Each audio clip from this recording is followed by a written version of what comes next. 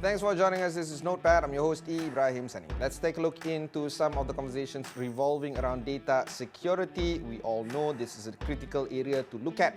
But of course, one item that we tend to overlook is the fact of how many companies in Malaysia is actually being afflicted by cybersecurity attacks or hacks. According to Veritas Technologies, about 87% of Malaysian businesses have suffered one or more successful cyber attacks, and the data storage and security company Veritas here is going to explore some of the details into what kind of attacks makes companies a little bit more vulnerable and how to circumvent or reduce and mitigate these kind of risks. Joining us on the line is, of course, Sandy Wu, the Country Director of Veritas Technologies Malaysia. Sandy, thanks for taking the time to speak with us. Let's do a quick overlay or outlook into where things stand when it comes to Malaysian businesses' proneness to getting cybersecurity attacked, and perhaps look at how the digital posturing of the security of business data is currently being managed in this country.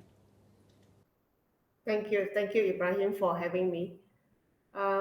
It's a long question. Let me think how to dissect that. Firstly, the maturity of the adoption really depends on the industry. For the enterprises, different industry would have, I would say, a different kind of posture when it comes to data protection. And this whole topic about cyber resiliency and the ability to recover upon crisis is also very much dependent on how invest into all the tools and the strategy to mitigate the risk. So case in point, for instance, for financial sector, which is highly regulated by Bank Negara and various financial institutions or regulators, they would have to be compliant in order to protect multi-angle when it comes to data. Right, it's cut across data from customers, from their ecosystem partners. Even at the board level, this discussion has been a very heated one. Right? So again, Ibrahim, my take is on behalf of Veritas, there are multiple angles to look at when it comes to safeguarding the data. We need to talk also about some of the investments leading or improving into data security. Where do you see money coming into boosting this element of the business, particularly when it comes to improving on data security?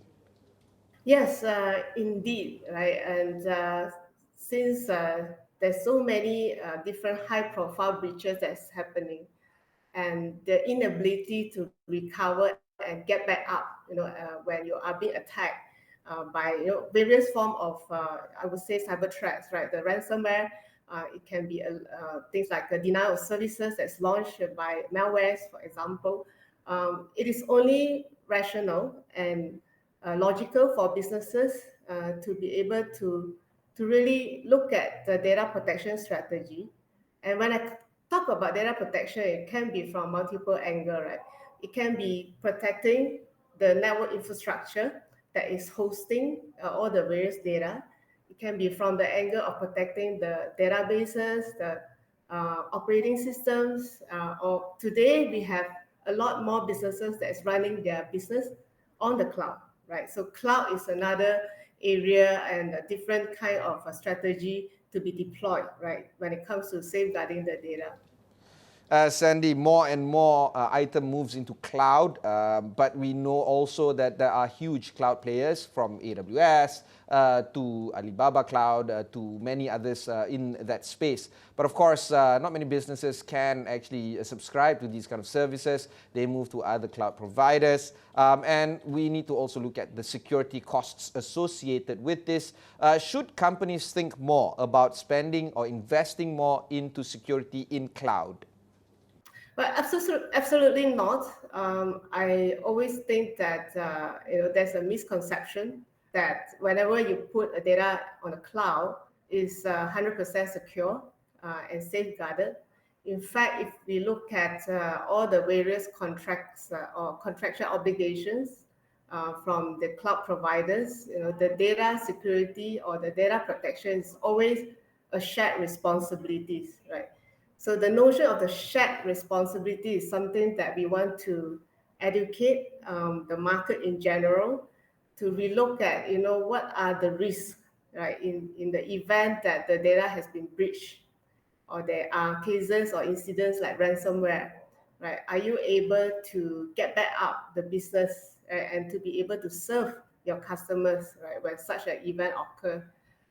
Again, you're right, Ibrahim. So there's these are the presumptions that I feel the market have to be take an extra step, right, to look into a more holistic view, to do three things basically from Veritas. What we recommend to be able to detect, right, and to protect and to recover, right, and there are many sub titles or subjects that we can discuss among these three. Yeah, please share the three elements that you speak of, especially if businesses aren't too familiar with these kind of protocols. Right. It's not a protocol, but it's sort of like a best practices that we always move to the market first to be able to protect, right, to ensure that your data has a sufficient set of copies in two different set of storage platforms, for example, and one at the offsite, right? So that is probably one of the more secure way of practices that the market can put into practice. Number two, to be able to protect also means that the data is stored, in indelible storage, or what we call the immutable, right? Meaning that this copy of the data is clean to be revived, right, upon any crisis. Now, the second part that I would like to talk about is the ability to detect, right? Today, there are various kind of technologies that claim that can do backup copies. But today, in Veritas, what we believe in is that there are embedded ways to do scanning on the malware to prevent, the event to happen. And that also to ensure that whatever copy of backup data that you have is clean and is intact to be revived, right, upon outages. Number three is something that I feel a lot of market has overlooked, right? You have multiple copies of backup data, but what is the use if you can't recover it, right, to that very genuine form to run your systems and your applications to serve your market? So that part of the recovery is something that also come along with drills to ensure that you have a healthy number of times to do the drill, to do the what we call the disaster recovery, right?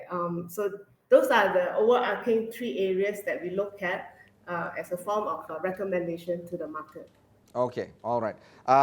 Sandy will go for a short break. When we come back, we'll discuss a little bit more with Sandy Wu, the Country Director of Veritas Technologies, Malaysia.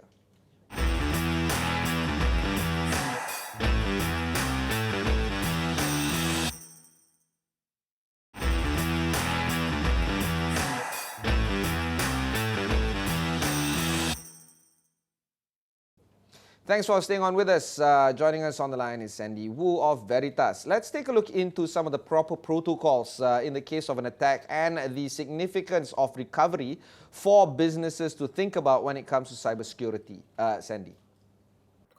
The protocol, as I mentioned, some of the best practices or guidance is really to look at the data that you have today. Is it clean to be revived or recovered, right? And upon the recovery, so what we need to do is to ensure that there are a number of times sufficient for us to run the drill for recovery. Now, restoration is actually a science and also an art, right? Restoration actually comes with a lot of steps and processes. It's powered by a lot of powerful technology, but yet it got to be run and it got to be operated by people, right? So skill set in Malaysia, we are still facing shortage in terms of talents to be able to counter the entire complexity of recovery.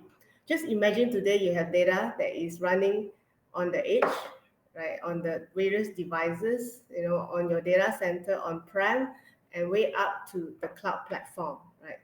And as you know, for the past 2 years, the COVID has actually caused and impression or exploration of what we call the data growth, right? And given that, to be able to recover and restore application or systems when there's outages happen, it actually requires a lot of planning, a lot of know-how, a lot of people. And today we are also powered with a lot of autonomous data management platform, right? So there's a good balance of skill set and also technology to ensure that all the applications and the systems are up, right, to be able to serve the market. Sandy, we need to understand a little bit better about how Veritas has that unique capability of defending and recovering some of the lost data and systems aids to actually help businesses protect and recover from threats. Could you go through with us some of the items that your company normally work with your clients when it comes to this kind of aspect or element? First thing first, what Veritas would recommend is a few steps to do that, a simple 4 to 5 steps.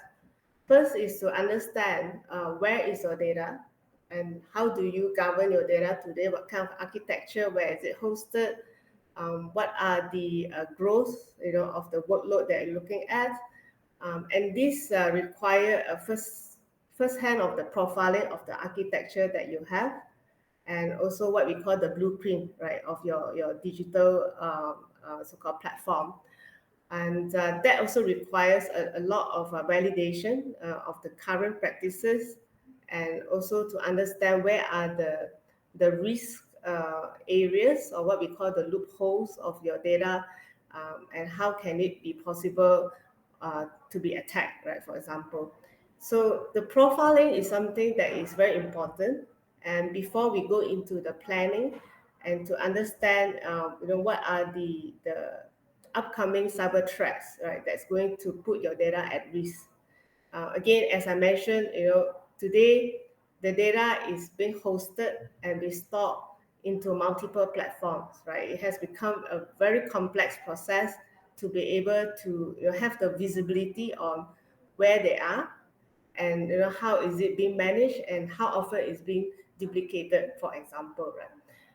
And what Veritas does in helping our enterprises, from financial sector to government to healthcare to telco industry, we have tools and also the expertise to help enterprise to do that first-hand profiling. Right? Case in point, we also believe that for the number two is really understand, do you have dark data that is hidden somewhere, right, in your environment? And these are the very dangerous and high risk data that is subject to a lot of various form of attacks, right? And these are very vulnerable data that is always overlooked, right? So it's important for us to also uncover such dark data and to decide what to do with them. Number three is to really, again, look into your data protection processes, right?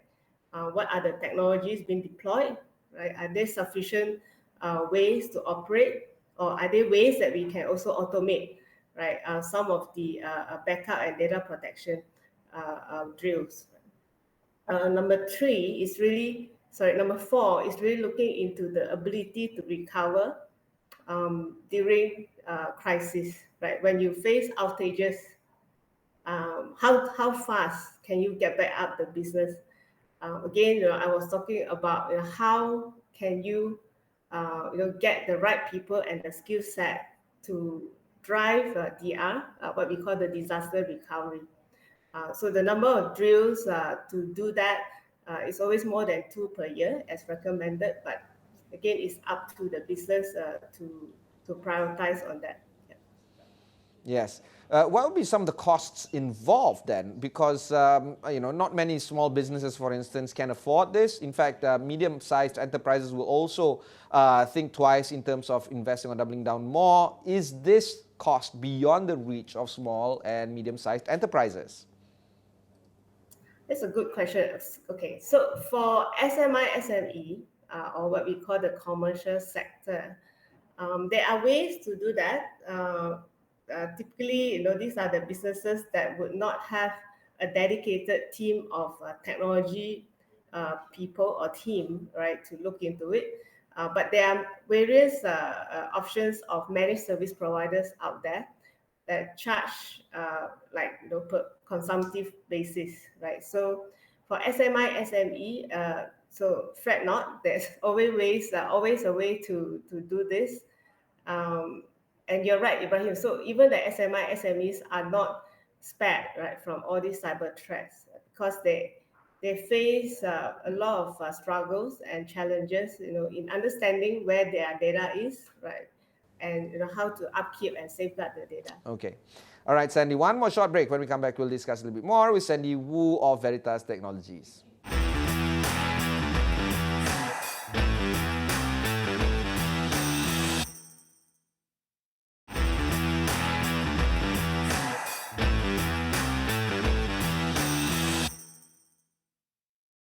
Thanks for staying on with us. I have with me on the line Sandy Wu of Veritas. Sandy, let's talk a little bit better about the importance of the state of paranoia as part of backup and recovery protocols. I know you've mentioned it a bit just now, but perhaps let's go deeper into this topic and explore further on this. Sandy.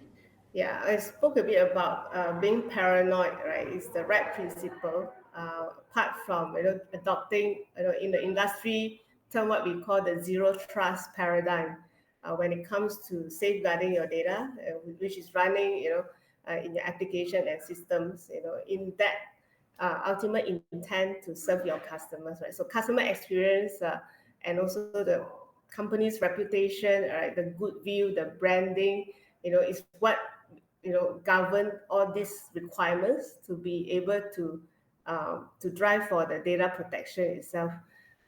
Being paranoid means that knowing that you will get hit, right? It's not a matter of when, but it's a matter of what would you respond when you get hit, right? And to be able to do that, there's no shortcut. You have to really upkeep the knowledge, and human being the weakest link. As you know, there's a lot of phishing tactics that's happening.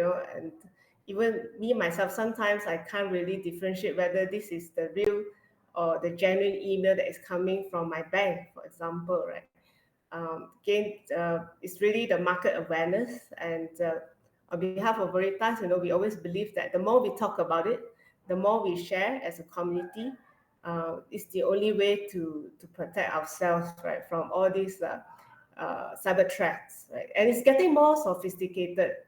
Reason being, the motivating factors behind it is most often than never is monetary, right? Data theft, data loss, right? So it's something that we should defend ourselves as an ongoing process. Another item that we need to look at is, of course, people training. The idea here is to explore whether or not is it better to train staff internally in the long run, perhaps because of two things. They are more familiar with the kind of products and services of the company that is being offered to the clients. And of course, second is the continuity idea of having your own people, having the necessary know-how to navigate this issue. But of course, do we also need to look at using third-party providers, especially folks like yourselves who are already experts in this particular realm? Where do you see the balance in terms of getting third-party providers solving cybersecurity concerns of a company versus training and upskilling your own staff into providing this kind of resource and requirements into the company? In this perspective, I feel you only outsource when you have shortcomings. It's very much a question on how you prioritize on the investment and also the nature of your business, right? For SMI SMEs, I think it is more agile and more adaptive for the business owners to look into outsourcing it or subscribe to a managed service provider's offerings in a more mature and a more complex and in terms of enterprises that really have to deal with a vast amount of data, right? And with a vast amount of complexity when it comes to powering up the systems, the applications, the databases, then it's a matter of how you want to balance it, right? So again, there's always this concerned about risk management and also the risk of losing control. So again, it's very much a business decision whether the enterprises would want to put all eggs into one basket or diversify it, right? I spoke a bit about the talent crunch, right, in Malaysia, and I think it's a global wide in terms of how much talent that we can produce to really defend ourselves against the cyber combats, right, the cyber threats that's happening. And it's something that it involves the whole community and the ecosystem of partners. So it's not really a challenge or a question of difficulty that is faced by one entity. Even at the government level, right? If you look at the high-profile breaches that has been happening, that is launched from a nation towards another nation, it's something to do like how much and how fast we can produce the talents, right, to produce bots, right, that can mitigate all this. So Ibrahim, again, not sure whether I answer your question, but yeah. So just a No. quick answer to your long question. All right, thank you very much. That was Sandy Wu, the Country Director of Veritas Technologies Malaysia. If you've missed any part of this show, just head on to Astro AWANI, look for Notepad. You can also look for Veritas. Also, stay tuned to our sister show called Niaga AWANI. It airs Mondays to Fridays at 9 a.m. and as well as at 11 a.m. Catch us more there because there are a lot more conversations that is happening there. Until then, thanks very much for watching. Catch you in the next one.